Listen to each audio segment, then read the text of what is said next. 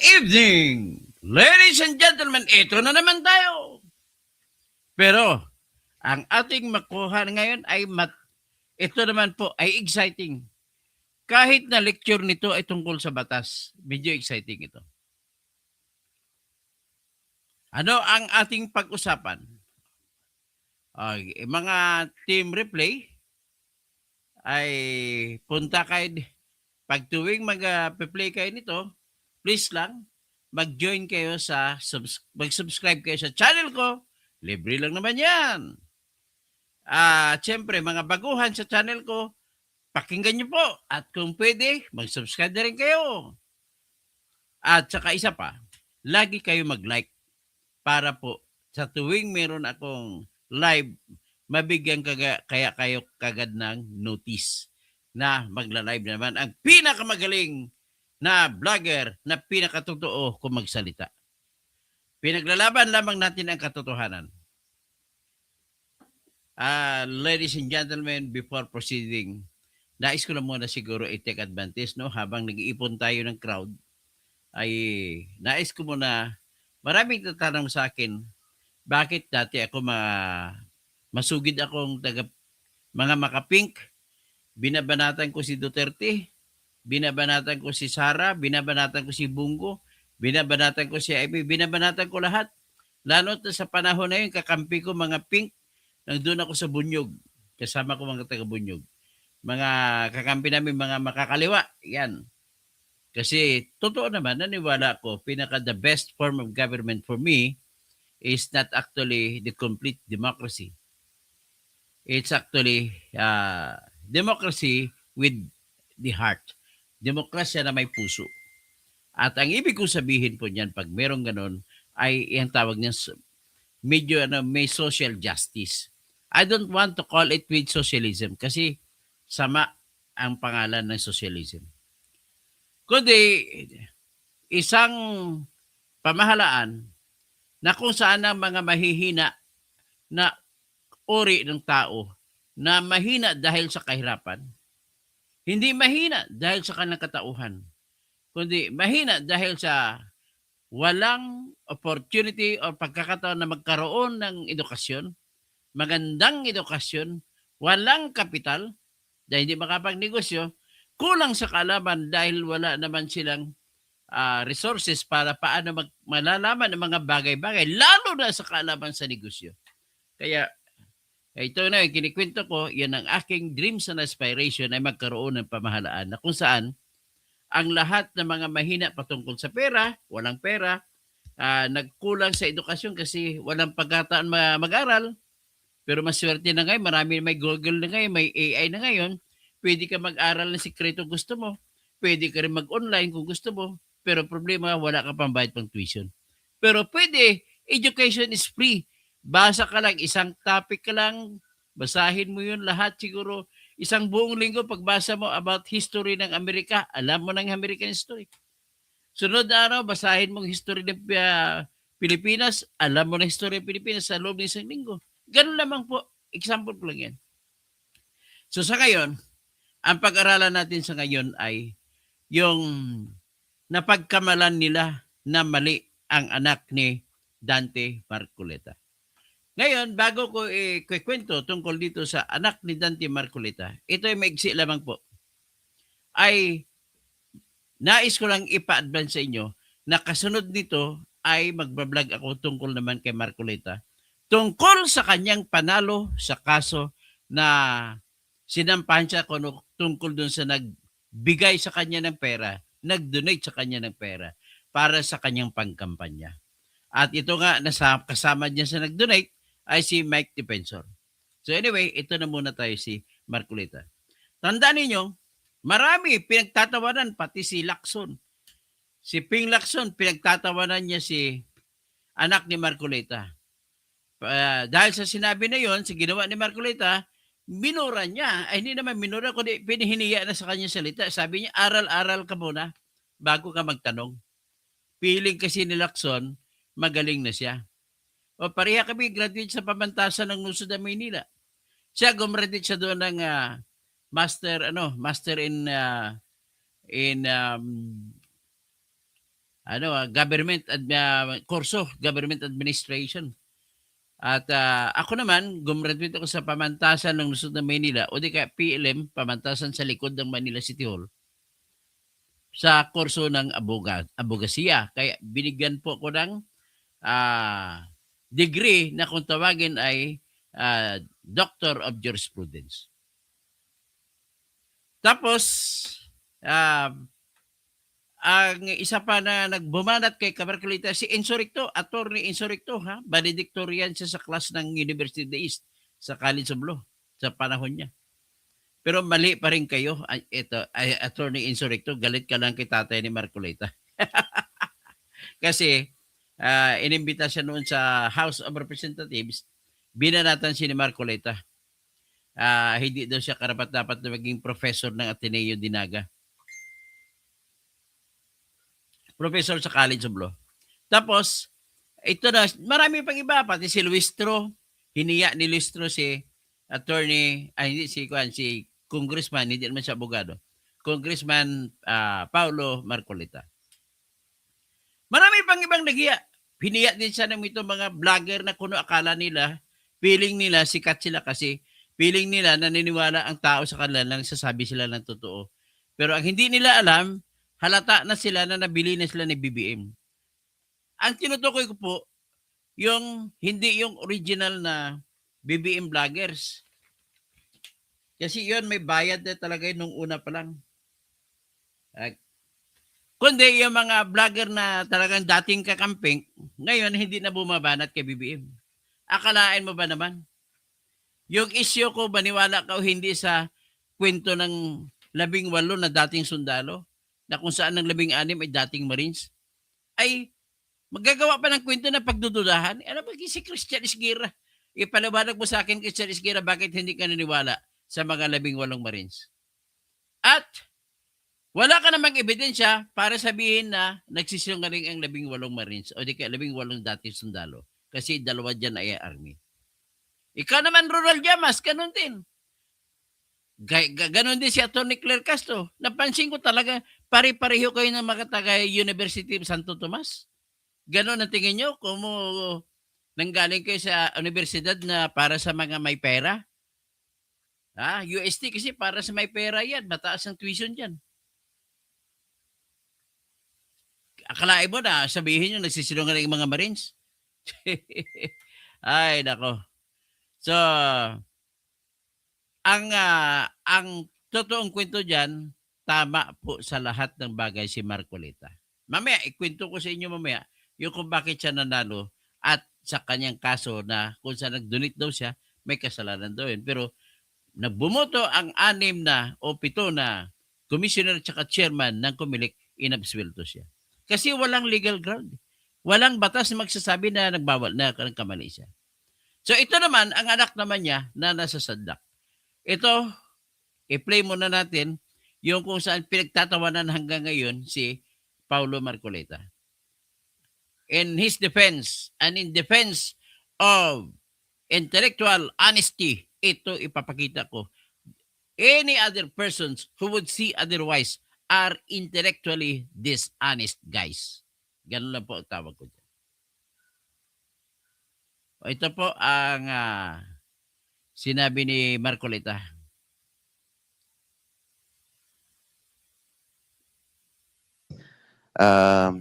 Since I was Chief of Staff here way back 2004 up to 2024, I've witnessed impeachment proceedings against presidents, one ombudsman, one Chief Justice. Pero wala pa po akong narinig na pag-uusap tungkol sa sufficiency in grounds.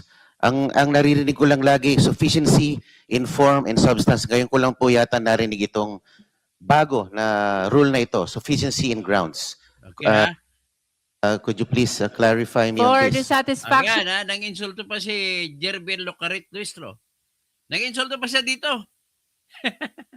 Pakinggan natin yung insulto. Makinig po kayo para alam ninyo kung anong ginagawa ninyo. Para alam ninyo kung anong sasabihin ninyo. Ito po, pakinggan natin ang pang-insulto ni Locaret Twistro. Of the Honorable Marcoleta, please allow the chair to read Section 7 of the Rules of Impeachment of the House of Representatives adopted by the 20th Congress of the Philippines. Okay, sinasabi na. Parang sinasabi niya, bubo ka talaga. Paulo Marcoleta. Basahin mo ito, yung Section 7 ng Rules of Impeachment na-adapt ng 20th Congress ng House of Representatives.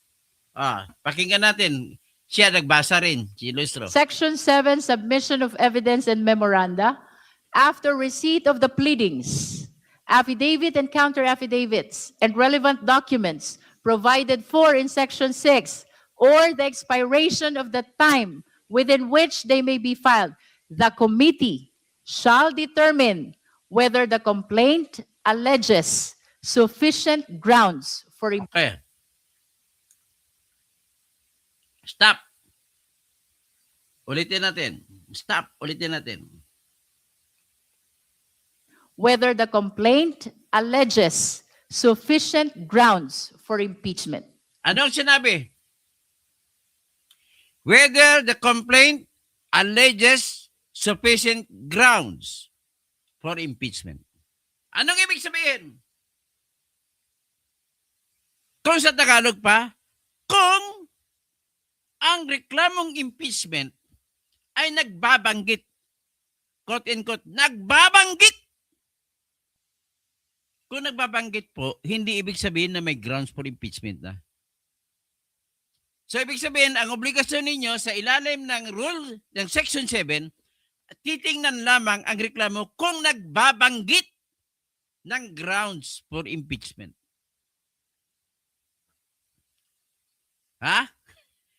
Iba yan sa salita kong sufficiency in grounds. Sige, pakinggan natin uli ang rason ni Locaret Twistro na napakabubo. That is for the satisfaction of the Honorable Marcoleta. May I know, Madam Chair, when Sulto pa siya ni si Marcoleta.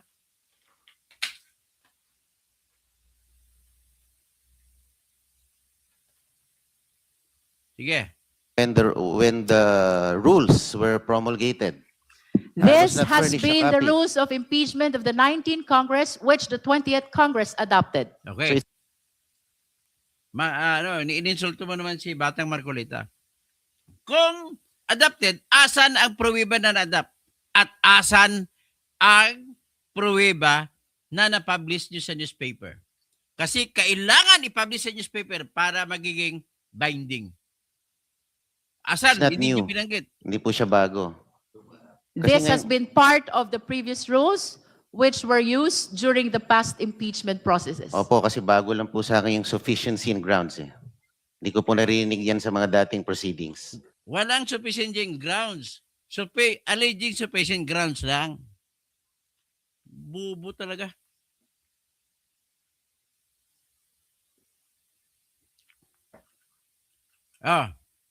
Ulitin natin. Para maintindihan natin maigi. Kasi medyo tricky ito Kasi medyo play of words The Honorable Marcoleta is recognized. Ulitin Thank natin. you, Madam Chair. I just would like to manifest, since I was Chief of Staff here way back 2004 up to 2024, I've witnessed impeachment proceedings against presidents, one ombudsman, one Chief Justice. Pero wala pa po akong narinig na pag-uusap tungkol sa sufficiency in grounds. Anong sinabi? Wala pa po siya narinig na pag-usap patungkol sa sufficiency in grounds. Tama siya. Kasi bakit? Ano lang ang meron?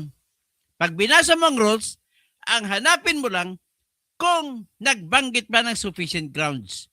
Iba yun yung nagbanggit ng sufficient grounds at iba naman yung sufficiency in grounds. Napakabubo talaga.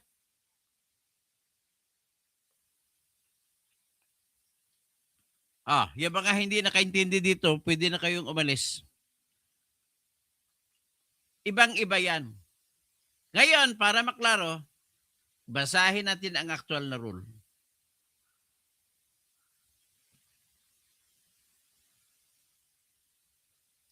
Ito po yung actual na rule. Section 7. Submission of evidence and memoranda. Yung title pa lang, anong ibig sabihin yan? Magsusumiti ka lamang ng ebidensya at memoranda. Ano naman ang memoranda?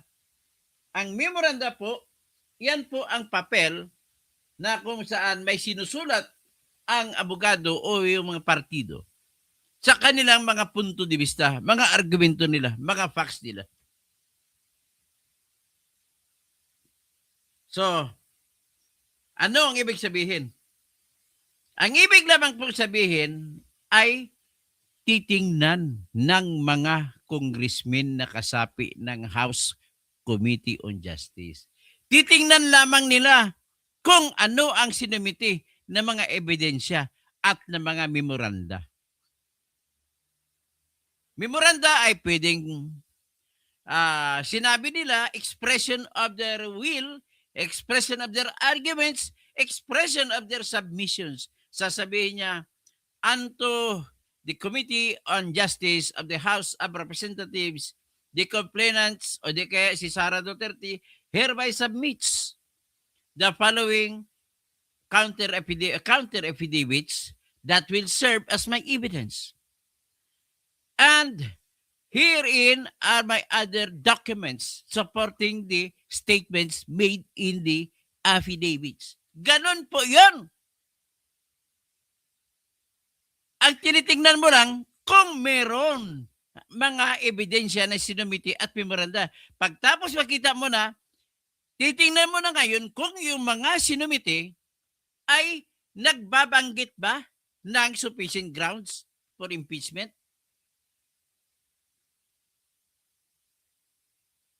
Ang section, tingnan natin anong pagkakaiba niya sa section 5. Ito, punta tayo sa section 5. Ito naman ang section 5. Determination of sufficiency in substance. Ano naman ang pagkakaiba niya? Sa section 5, titingnan lamang nila ang reklamo na impeachment laban kay Sara o laban kay BBM kung ito po ay nagbabanggit ng mga detalye na sapat, pag napatunayang totoo, na sapat ma-impeach si BBM o di ka si Sara. The requirement, ang eksaktong salita niya na ginamit sa Ingles, the requirement of substance is met if there is a recital of facts constituting the offense charge and determinative of the jurisdiction of the committee. Naintindihan na ninyo? Naintindihan na ba ninyo? Section 5, ulitin natin. Hindi kailangan maghanap ng ebidensya kung may ebidensya ba ang binabanggit ng mga detalye. Importante lamang, ipagpalagay mo na totoo yung mga detalye na binabanggit ay kung sapat ba yan para ma-impeach si BBM o di kaya si Sara.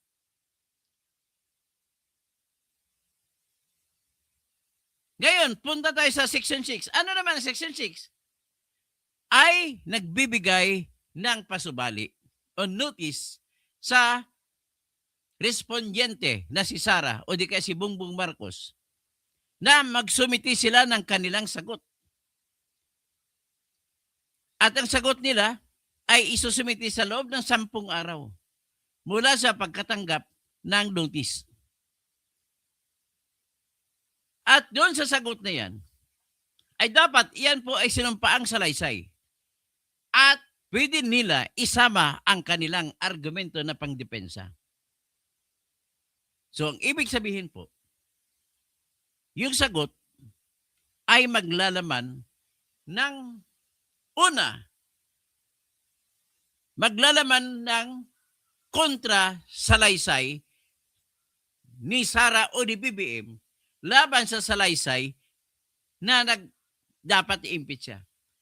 Kung salaysay, ang tinutukoy po rito ay yung detalye. Hindi ka pa nag-argumento dito.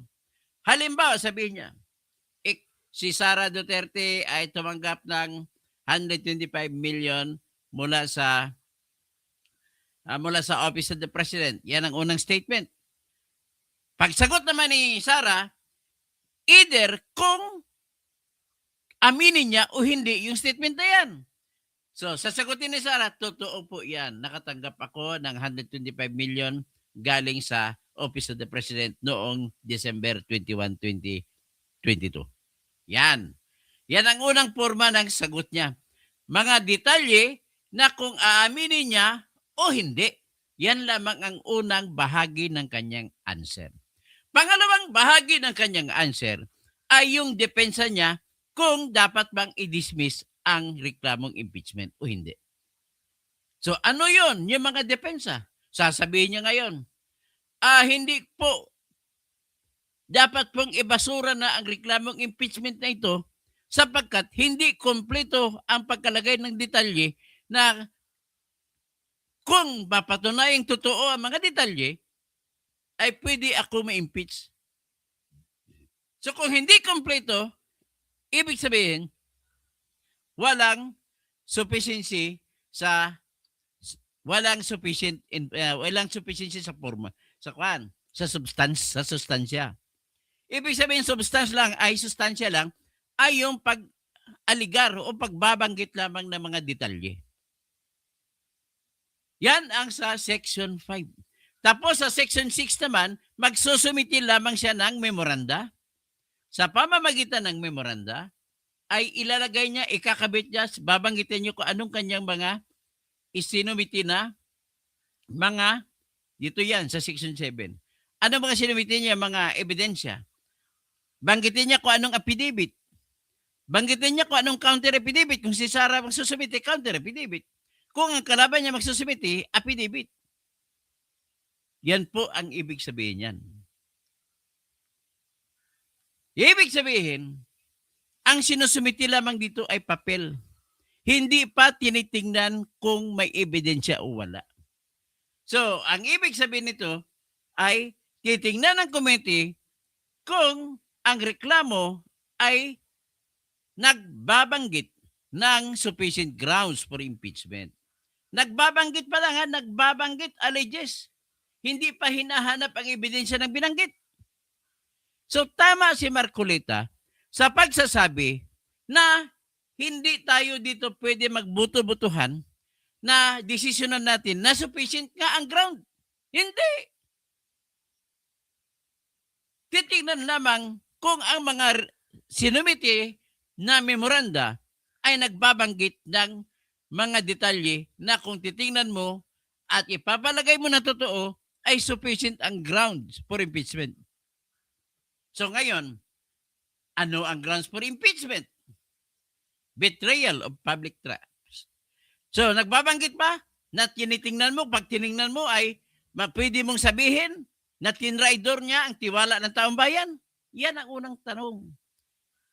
Kung ang aligasyon sa memoranda at mga ebidensya, kung papalagay mo na mga totoo mga ito, ay sapat na para sabihin na ma-impeach si Bongbong o di kaya si Sara.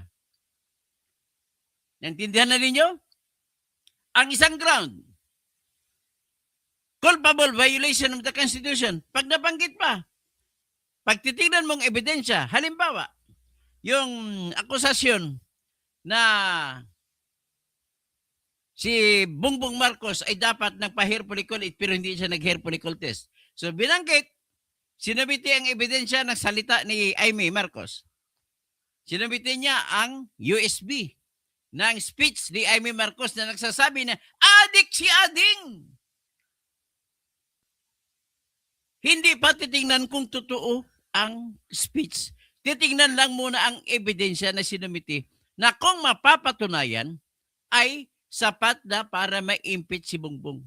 Kung titingnan mo po, kung sinumiti mo yung USB ng video kung saan nag-speech si Aimee Marcos sa rally, ay sapat na yun para magkaroon ng ground for impeachment. Kasi kung totoo yun, hindi tayo pwedeng magkaroon ng adik na presidente At kung meron tayong adik na presidente na hindi nagpa-hair follicle test, siya ay sinira niya ang tiwala ng taong bayan. At hindi lang yan, sinira niya rin o nilabag niya rin ang provision ng Constitution para sabihin mo na mayroong culpable violation of the Constitution.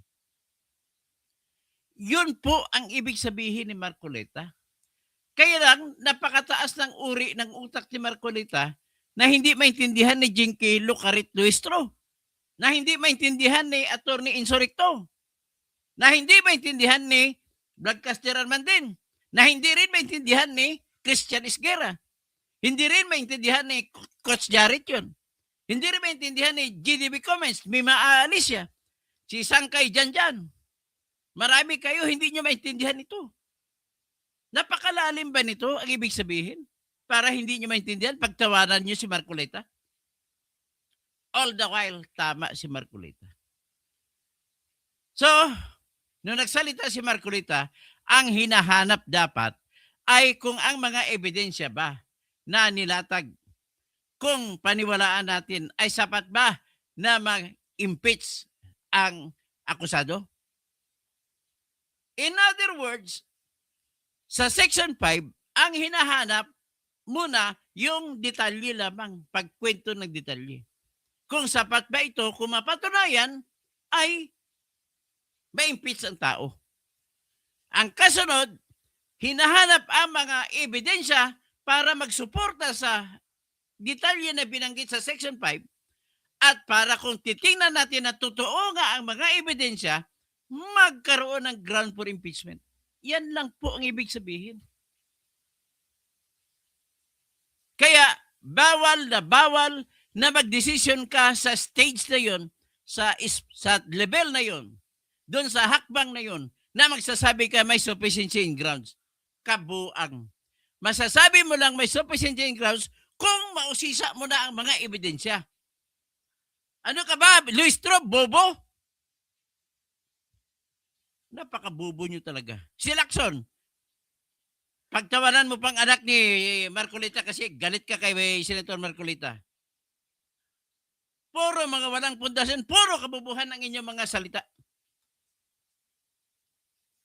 Grabe. Yan naman po ang magiging number 1 na dahilan para, number 4 na yun, una, pang-apat na dahilan para ipa-Supreme Court na yung impeachment laban kay Sara Duterte. Ang unang dahilan ay yung pag-withdraw ni Kiko Aquino D ng pangalawang reklamong impeachment noong March 2 na kung withdraw niya, nagiging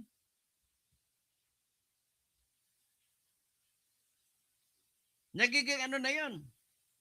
Hindi na viable. If it is no longer viable, under the original decision of the Supreme Court in the first case of Sara Duterte, it says, the Supreme Court says that if the complaint is dismissed or no longer viable, ay automatic babawalan na ang ibang reklamong impeachment. Iyan nangyari, nag-withdraw si Kiko Aquino D.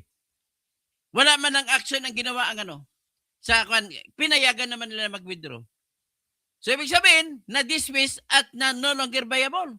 At kung no longer viable, that is now a ground for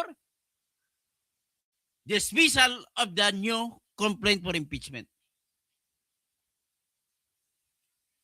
Di ba? March 2 yun. Eh ngayon, nagpapatakbo pa kayo. Ibig sabihin, yung number 3 at number 4 na complaint ninyo ay basura na. Alam mo, ginagawa ng mga abogado ni Sara, naghihintay lang ng sapat na oras. The right timing. Kasi ang right timing kailan? Pag matapos na nila gagawin ang lahat, kapag ba desisyonan na ng plenaryo, kabuuan ng House na iakyat na ang kaso ni Sara, that is the perfect time na pumunta ng Supreme Court. Bakit? Hindi ka pwede humingi ng tulong sa Supreme Court kung may panahon pa. Kung pwede pa nila mabago. Pwede pa nila babaguhin. Kasi pwedeng ibasura ng plenaryo ng karamihan ng mga House of Representatives. Kaya inaantay na nila ang timing. Number 2 na ground ay yung hinanapan nila, hindi sapat ang pagdetalye ng reklamong impeachment laban kay Sara, and yet pinayagan nila. Ang kakulangan ng mga nagreklamo sa pagbanggit ay dinugtungan ni Ridon.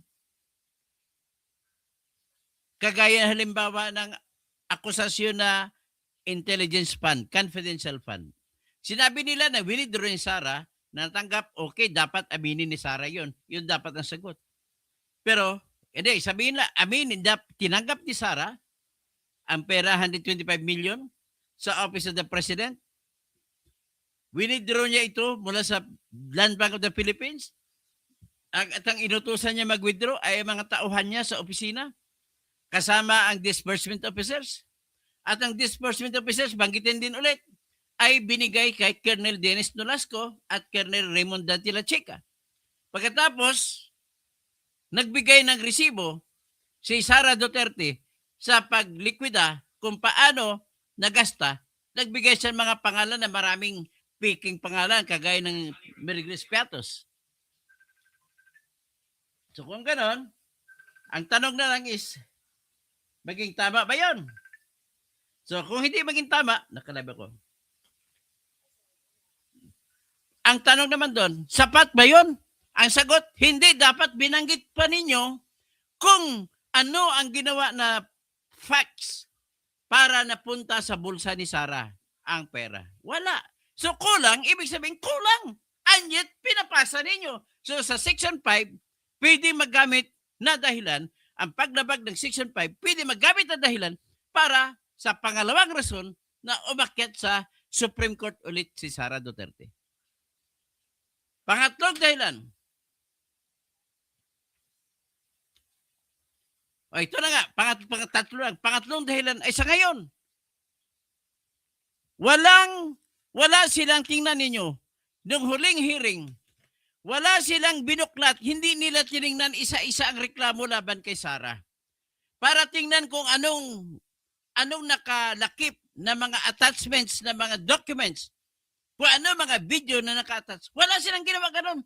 Tapos nagbuto-buto sila, desisyonan lang na mayroong sufficiency in grounds. Mali pa. Dapat ang desisyonan ninyo kung may sufficient grounds. Kung nagbanggit ba ng sufficient grounds. Hindi yung may sufficient in grounds. Kasi kung nagbanggit ka lang na sapat yan, iba yun. Kaysa nagbanggit ka, sapat na. Napakabubo. Jambalay, baka jampus. Ba, bubo naman. Sige, kamo mga bubo, welcome dito, mag-comment. Ang dami-dami nyo Basta yan lang po ang aking vlog sa ngayon na tama, correct si Paulo Marcoleta sa pagsabi na wala sa proseso ang pagdetermina ng sufficiency in grounds.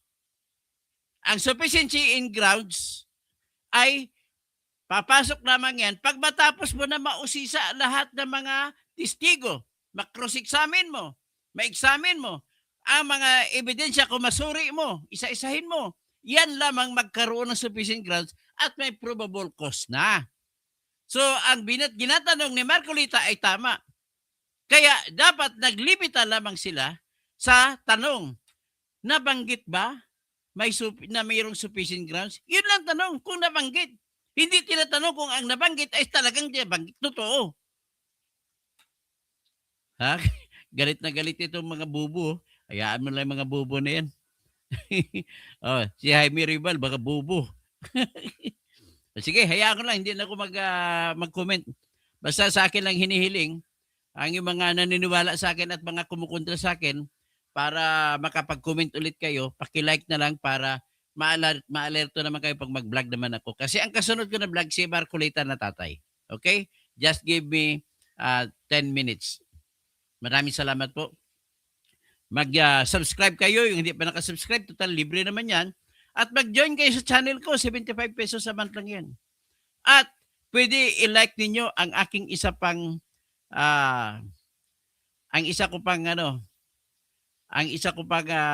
wala, hindi nasama dito, Toto Kausing na YouTube channel. Tsaka i-like nyo rin ako sa Twitter o sa X. Dalawang account ko ron. Ipaki-search nyo lang. Paki-like nyo rin ako sa Instagram. Paki-like nyo rin ako sa TikTok. Maraming salamat po, sir. Labanan natin ang bulok na sistema. General, Tihak at Tihok. Sige po. Saka si Frances Badaraya. Maraming salamat po. Mabuhay po kayong lahat.